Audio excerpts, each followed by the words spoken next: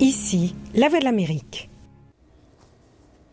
Jacques Aristide à Washington, ravi de vous retrouver dans ce Washington Forum du 25 octobre 2012, les défis mondiaux du prochain président des États-Unis. Les candidats ont débattu et l'Amérique fait son choix le 6 novembre. Le monde retient son souffle et attend de voir qui de Barack Obama ou de Mitt Romney présidera la politique étrangère de la plus grande puissance de la planète. De l'Afrique au Proche-Orient, en passant par l'Asie et l'Europe, les dossiers sont épineux. Le point dans ce Washington Forum. Washington Forum.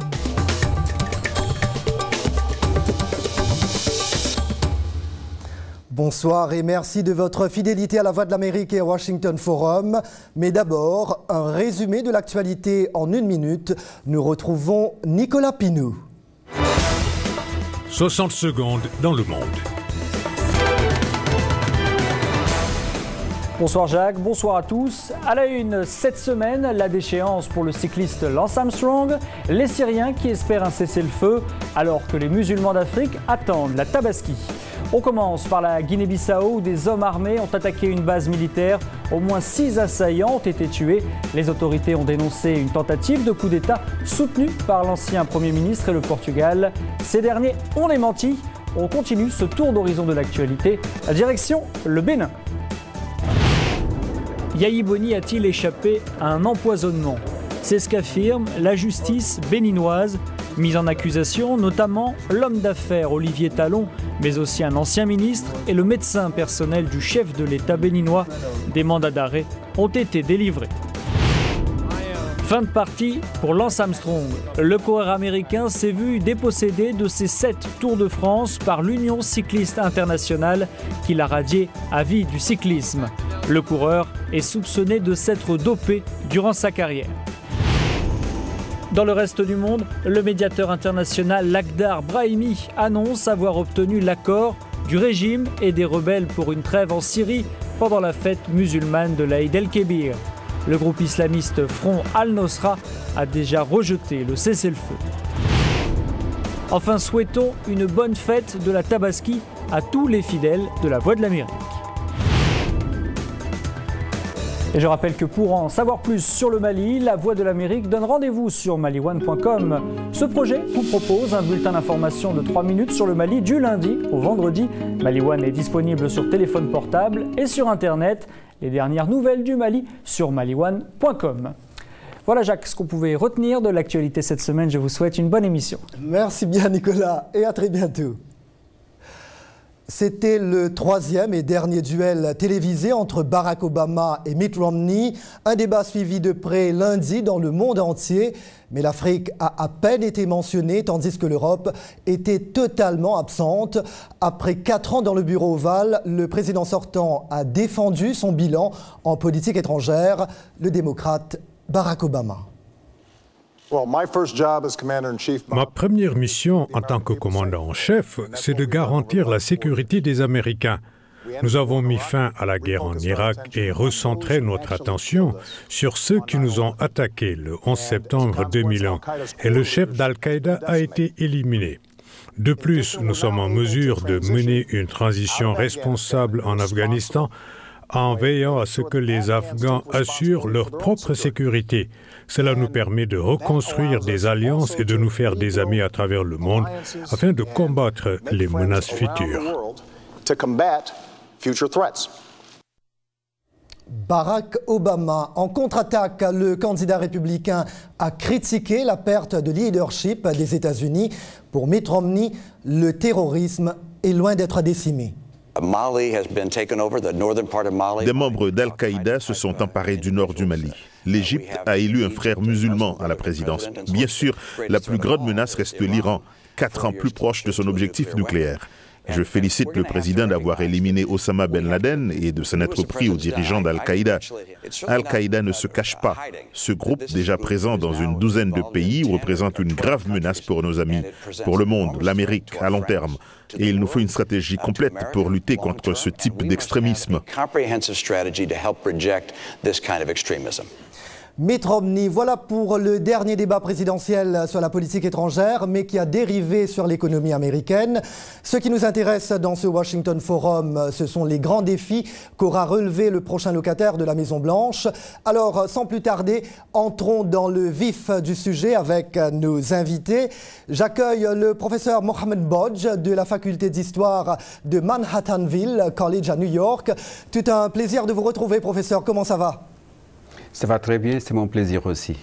Tout un plaisir également de recevoir l'ambassadeur Tibor Nagy, conseiller de Mitt Romney en matière de politique africaine. Je rappelle que vous étiez l'ambassadeur américain en Guinée et en Éthiopie. Merci d'avoir accepté notre invitation. C'est un grand plaisir, Jacques. Voilà, merci beaucoup. Beaucoup de points chauds donc à travers le monde, que ce soit en Afrique, au Proche-Orient, en Asie et en Europe. Bref, le prochain président américain aura du pain sur la planche. Évidemment, nous n'allons pas pouvoir tout exposer ici, mais nous avons fait un tri des thèmes qui nous intéressent le plus. Mais d'abord, cette première question. Ambassadeur Nagy, des commentateurs disent que Mitt Romney n'est pas parvenu à se démarquer en matière de politique étrangère de son rival Barack Obama lors de cet ultime débat. Partagez-vous cet avis ? Non, absolument pas. Les rôles sont complètement différents pour les deux. Pour le président, il doit défendre les 4 ans de son présidence. Il a déjà l'expérience, il a les centaines de conseillers. Pour les challengeurs, c'est très important de se présenter au peuple américain comme une alternative qui comprend les grandes questions du monde. Et simplement, pour présenter notre point de vue, ici, c'est nécessaire de critiquer les politiques du président. Absolument, et je ne peux pas attendre que vous me disiez le contraire, n'est-ce pas, ambassadeur? Professeur Mbodge, selon des analystes, c'est difficile de tirer un bilan de politique étrangère de Barack Obama après 4 ans. Qu'en pensez-vous? On peut essayer de faire un bilan. Il est évident que beaucoup de choses que peut-être les gens imaginaient allaient être accomplies, par exemple la résolution ou en tout cas une sorte de progression dans la résolution de la crise Palestine-Israël, évidemment ne s'est pas produite. Beaucoup de gens pensaient que peut-être avec l'Iran, les choses se seraient calmées et qu'aussi il y aurait une plus grande coopération avec la Russie en ce qui concerne certains problèmes en Europe. Il est évident que dans tous ces cas, rien ne s'est vraiment passé comme, disons, le scénario peut-être le laissait penser. Mais de l'autre côté, on peut très bien dire que c'est un bilan positif en ce qui concerne d'abord mettre Al-Qaïda sur la défensive d'une manière générale. L'élimination de Ben Laden n'est pas un simple événement. Oui, on va y revenir certainement, professeur, mais passons donc aux principaux défis qui attendent le prochain président américain et commençons par l'Afrique.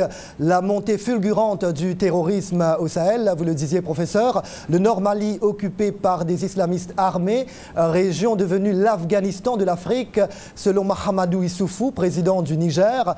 Ambassadeur Nagy, que doit faire le prochain commandant-chef de l'armée des États-Unis? C'est une situation qui a évolué très très vite. C'était après la chute de M. Gaddafi.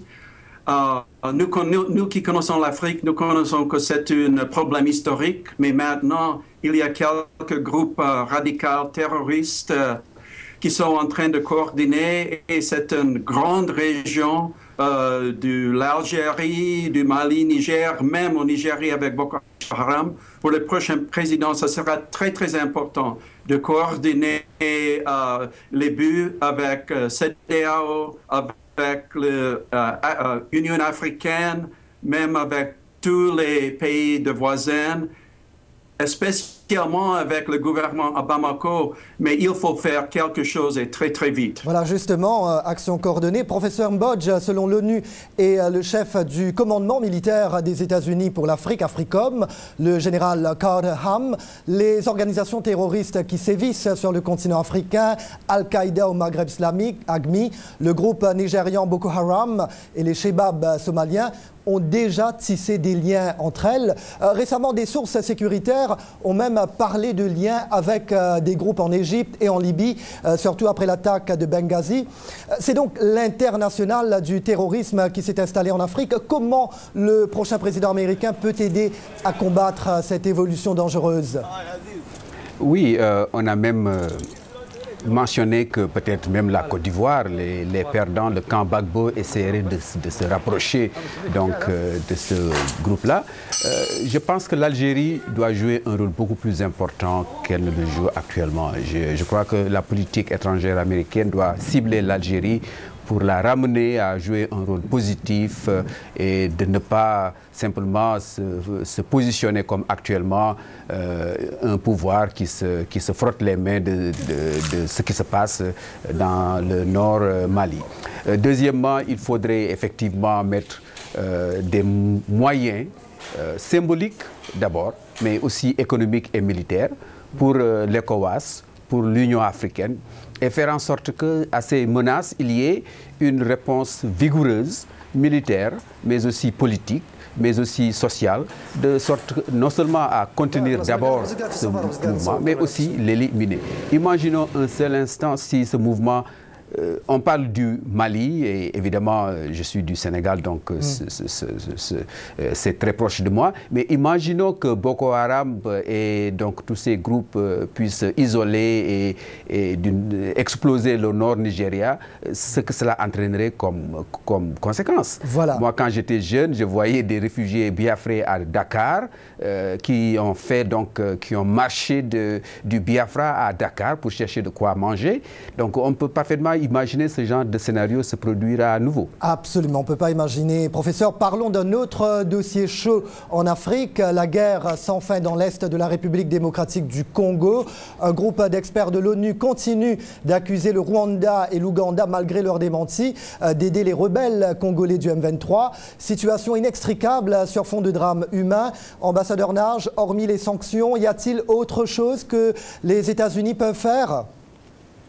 C'est une situation absolument tragique, mais il ne faut pas oublier que ce n'est pas une situation simple. En même temps qu'il y a les choses comme ça avec Ouganda et Rwanda, les deux pays contribuent beaucoup des soldats pour les campagnes des Nations Unies, parlant de Somalie et les autres pays comme ça. D'accord, mais que pourrait faire le prochain président ? Pour le prochain président, absolument, il faut coordonner entre les communautés internationales parce que c'est un des problèmes africains qui ont continué depuis trop longtemps. Absolument. Alors ailleurs en Afrique, le conflit entre le Soudan et le Soudan du Sud est loin d'être terminé. Khartoum et Djouba étaient même au bord d'une guerre ouverte autour du contrôle de régions pétrolifères. La Chine suit de très près la situation, ayant effectué d'importants investissements pétroliers et financiers dans les deux pays. Professeur Mbodj, Washington peut-il jouer un rôle plus important pour régler ce conflit une bonne fois pour toutes ? Oui, je pense que Washington peut aider à stabiliser en créant un dialogue permanent entre ces deux gouvernements. Ces deux gouvernements ne doivent pas se regarder comme ennemis ou comme adversaires, mais comme partenaires. Et je pense que les États-Unis sont certainement le pays le mieux placé pour promouvoir cette sorte de coopération et d'entente entre les deux pays. Deuxièmement, faire en sorte que l'instabilité politique ne crée pas une sorte d'appel d'air qui va déborder dans les pays voisins. Déjà, le Tchad, la République centrafricaine, etc., sont très sensibles à ce qui se passe au Soudan. Donc, il faut faire en sorte que ces problèmes soient réglés. Certes, il y a des problèmes d'identité nationale, de cohésion nationale, de formation nationale, qui sont très compliqués, comme l'a dit monsieur l'ambassadeur. Mais je pense que c'est justement des défis à la hauteur de la puissance américaine. Oui, absolument. Alors, la Syrie, autre sujet qui a dominé le débat lundi à Boca Raton en Floride. Écoutons Barack Obama et Mitt Romney. Nous faisons exactement ce que nous devons faire pour promouvoir un gouvernement modéré en Syrie et une vraie transition pour faire partir Assad. Je ne veux pas que notre armée soit impliquée en Syrie.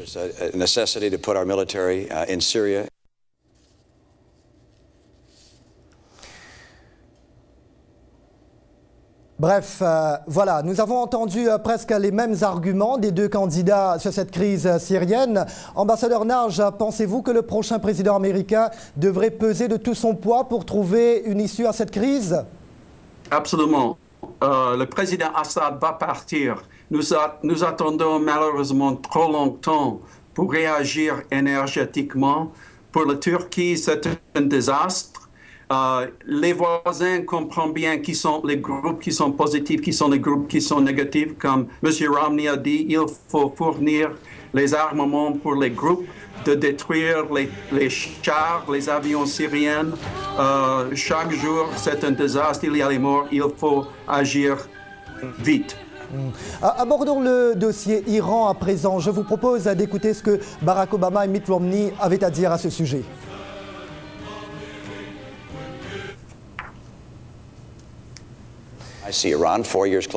Je vois que l'Iran est de 4 ans plus près de la bombe. Nous devons dissuader l'Iran par des moyens pacifiques et diplomatiques. Tant que je serai président, l'Iran n'aura pas d'armes nucléaires. Voilà, c'était donc lundi lors du premier débat présidentiel. Les deux candidats ont également exprimé leur soutien à Israël. Professeur Bodge, est-ce un dossier qui va continuer à dominer la politique étrangère américaine? Oui, dans l'immédiat et dans le futur, parce que non seulement il y a donc la présence très forte de ce sujet dans l'actualité politique américaine, tout à fait justifiée par la place d'Israël, disons, dans ce contexte, mais aussi il y a des risques potentiels très sérieux de conflit qu'il faut examiner à tête reposée. Je pense que d'une certaine façon aussi, les États-Unis ont un peu les mains liées en quelque sorte parce qu'ils ont peur de créer un retour de manivelle, disons, comme en Afghanistan, parce que dans les antagonistes, plutôt dans les protagonistes, en particulier par exemple dans la crise syrienne, il y a des éléments, si on met des armes sophistiquées, si on les soutient financièrement, ce sont des gens qui vont se retourner contre les États-Unis, c'est clair et net. Donc, mais comment faire le distinguo entre le grain et l'ivraie, c'est un peu la quadrature du cercle pour la politique américaine. Mais pour ce qui concerne l'Iran, je pense que la négociation est la seule voie possible. L'Iran est militairement trop armé pour que des opérations de police armée, disons, puissent prévaloir. Et aussi représente quand même dans une région où les chiites, d'une manière générale, ont été oppressés plus ou moins pendant de longues années. L'Iran représente un élément stabilisateur et il faudrait éviter de faire croire à l'Iran qu'il y a un complot sunni dirigé par l'Arabie saoudite et les Américains et aidé en sous-main par Israël. Ce serait un désastre de créer cette Absolument, impression. Un désastre. Professeur, toujours à propos de ce dossier Iran-Israël, direction Cameroun pour écouter Nassourou Sangou. C'est Nassourou Sangou depuis Douala au Cameroun, Barack Obama. Quand il dit que l'Israël c'est un ami, je pense qu'entre les États, il n'y a que des intérêts et non des amitiés. Pour sortir du nucléaire iranien, il faudrait non pas être extrême, mais être plutôt modéré, prendre des dispositions nécessaires pour l'amener à abandonner son programme nucléaire. M. Obama, dans sa diplomatie, est en train de commettre les mêmes erreurs commises. Voilà. Très rapidement, ambassadeur, une petite réaction à propos de ce dossier Iran-Israël? Malheureusement, je n'ai pas entendu la question. Oui, en fait, on avait Nassourou Sangou qui était à l'antenne. Donc, pour lui, la diplomatie de Barack Obama est en train de commettre les mêmes erreurs commises dans le passé à propos du dossier Iran, nucléaire, etc. Rapidement, une réaction. Simplement, nous sommes 4 ans plus tard. Les Iraniens sont 4 ans plus proches armement nucléaire. C'est la vérité. D'accord, voilà, en fait, c'est l'argument des républicains, évidemment. Voilà, Washington Forum sur la Voix de l'Amérique. Le débat continue après cette pause.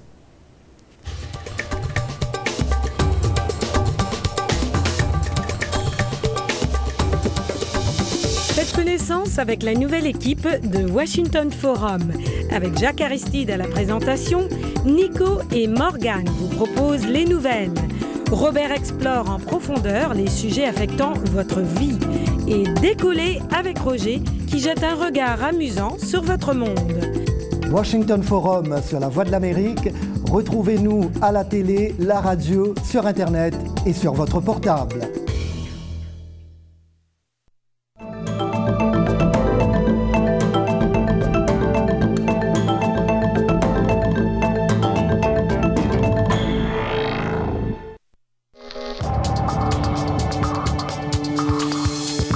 Vous êtes en Somalie, au Sénégal, au Nigeria ou encore au Zimbabwe. De chaque coin de l'Afrique au sud du Sahara, vous pouvez nous faire confiance pour vous informer et trouver les experts qui vous aideront à améliorer votre santé. Pour vous et votre famille, le réseau Afrique Santé, c'est sur la Voix de l'Amérique. Jacques Aristide à Washington, les défis mondiaux du prochain président américain. Nos invités, l'ambassadeur Tibor Nagy, conseiller de Mitt Romney en matière de politiques africaines, et le professeur Mohamed Bodj de Manhattanville College à New York. Avant de reprendre la discussion et un autre appel, quelques-uns de vos nombreux commentaires. En fait, on aura le temps pour un commentaire Facebook. Alors, donc, nous avons Anselme Lumpung de Mbuyimayi en RD Congo. Est-ce que la RDC intéresse le président américain? Toutes les irrégularités aux élections de novembre 2011 n'indiquent aucunement que le président Obama connaît la RDC, surtout qu'il est le patron de la politique du monde entier. Du monde entier, ça c'est l'avis de Anselme Lump. Voilà, malheureusement, on n'a pas beaucoup de temps pour d'autres commentaires, mais allez certainement sur notre page Facebook, la page Facebook de Washington Forum. J'ai brièvement évoqué la Chine tout à l'heure, mais revenons à la Chine en profondeur. Les Chinois sont accusés de se livrer à une guerre commerciale de manière injuste. Écoutons le président sortant et le candidat Romney. La Chine est à la fois un adversaire et un partenaire potentiel au sein de la communauté internationale si elle respecte les règles. Dès mon arrivée au pouvoir, j'ai insisté sur le fait que la Chine devait jouer avec les mêmes règles que tout le monde. J'ai vu année après année des entreprises fermer et des gens perdre leur travail parce que la Chine ne respecte pas les règles. C'est pourquoi, le jour même de mon entrée en fonction, je les accuserai de manipuler leur monnaie. Voilà, concurrence féroce de la Chine. Professeur Bodj, faut-il s'attendre à un durcissement de ton du prochain président, peu importe qui sera élu? Non, je ne pense pas. Je pense que ça, c'est vraiment des effets de manche, un tout petit peu sur des plateaux de télévision et où on caresse le nationalisme américain dans le bon sens, mais je crois que en réalité, la Chine s'est imposée comme un partenaire incontournable en matière politique, économique et autres. Et les États-Unis, qui sont la première puissance mondiale pour de très, très longues années à venir, doivent en tenir compte. Et comme l'a dit d'ailleurs aussi bien Romney qu'Obama, faire en sorte que le partenariat soit un peu plus à l'avantage des États-Unis, mais la confrontation sera peut-être verbale un tout petit peu, des communiqués de presse, mais lorsqu'il s'agit vraiment d'agir, ces deux pays vont tout faire pour s'entendre, et je pense. D'accord. Alors, une petite parenthèse, Afrique-Chine, ambassadeur Nagy, les Chinois investissent gros en ce moment sur le continent africain. Les États-Unis devraient-ils être inquiets? Peut-être pas, parce que nous sommes les compétiteurs, mais pas les ennemis, ce qui concerne l'Afrique. Parce qu'enfin, les États-Unis et la Chine, nous avons les mêmes buts en Afrique. Ça veut dire une Afrique riche, stable, et une Afrique de paix. C'est les Africains qui doivent décider qui vont recevoir les contrats, qui va développer l'Afrique. Et il faut dire aussi que c'est pour les compagnies américaines d'aller en Afrique et d'être compétitive avec les Chinois. pour le travail là. D'accord. On va terminer sur cette question. Alors, à seulement 15 jours du scrutin du 6 novembre, qui de Barack Obama ou de Mitt Romney a le plus l'étoffe de commandant en chef de la plus grande armée du monde? Professeur Mbodj? Je pense que les deux ont montré suffisamment qu'ils pouvaient effectivement siéger à la Maison-Blanche et diriger ce pays. L'avantage de Obama, c'est qu'effectivement, il est déjà connu, il a déjà fait ce qu'il a fait, il a déjà une sorte de continuité à attendre dans les 4 ans à venir. Il y a un peu une sorte d'inconnu avec Romney. On ne sait pas trop l'équipe qui l'entoure, est-ce qu'elle sera très influencée par les néocons qui ont beaucoup influencé Bush Jr. ou bien est-ce que c'est une nouvelle politique africaine avec des hommes comme M. Nage ou comme Mrs. Frazier. Ça c'est à voir. Et c'est un peu cette interrogation qui fait que beaucoup de gens sont confortables en quelque sorte parce qu'ils peuvent lire à la limite ce que Obama va faire alors qu'il y a une sorte d'opacité ou en tout cas de beaucoup de points d'interrogation sur ce que Romney va faire. D'accord. Professeur, je sais que vous n'êtes pas Nostradamus, mais est-ce que vous voyez une réélection de Barack Obama? Les sondages vont et viennent dans un sens ou dans l'autre. Pour le collège électoral, Obama garde l'avantage. Donc on peut dire que si c'était une course de chevaux, ce serait très difficile de miser sur l'un des deux candidats de façon claire et nette. Mais je donne l'avantage à Obama pour le moment. D'accord. Alors, cette question à vous, ambassadeur. Donc, qui a le plus l'étoffe de commandant en chef de la plus grande armée du monde, ambassadeur? Pour moi, c'est clair, c'est M. Romney. Évidemment. La dernière fois, j'ai travaillé pour M. Obama, mais j'étais désolé par son politique africaine. Je suis très optimiste vers M. Romney. Nous avons trop des avocats dans le gouvernement américain. Pour moi, c'est nécessaire maintenant d'avoir les hommes d'affaires qui peuvent améliorer l'économie américaine parce qu'avec la puissance économique va venir encore une fois la puissance politique. Pour moi, c'est clair et je suis très optimiste. Très optimiste. Donc, vous pensez que Mitt Romney a une chance? Absolument. D'accord. Sans doute. Et aujourd'hui même, ce jeudi, il y a Colin Powell qui est venu de l'avant pour soutenir Barack Obama. Est-ce que vous pensez que ça aura un impact quelconque? Non, pas du tout, parce qu'il a fait la même chose la dernière fois. Il ne reste beaucoup des Américains maintenant qui n'ont pas déjà décidé. D'accord. Alors, on a un peu de temps. Rapidement, on va donc écouter un autre appel. On écoute ça rapidement. Je m'appelle Moussa Etienne, je suis de Djamena au Tchad. J'aimerais savoir quelle est l'importance de l'Afrique dans la politique américaine, car je pense que Barack Obama fait aussi partie des Africains. Voilà, l'Afrique, politique étrangère américaine. Rapidement, un mot là-dessus, si vous pouvez. On commence par vous, professeur, mais vraiment rapidement.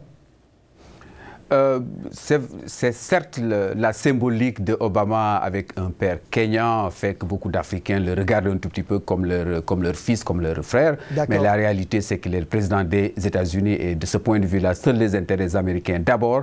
Et ensuite, évidemment, maintenant, la stabilité, le progrès et la démocratisation de l'Afrique sont des axes très forts de la politique américaine. Et à ce propos-là, je pense qu'Obama,